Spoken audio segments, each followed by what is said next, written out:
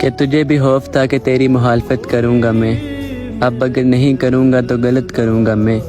और उसे कहो कि कह दे तरके रस्म और राह लिख दे, कलाई काट कर लहू से दस्तखत लिखूँगा मैं। और कैसे उसने मुझसे छुप कर ये सब बदला, चेहरा बदला, रास्ता बदला और बाद में घर बदला। और उसके बारे में मैं लोगों से कहा करता था, मेरा नाम बदल देना अगर वो शख्स बदला।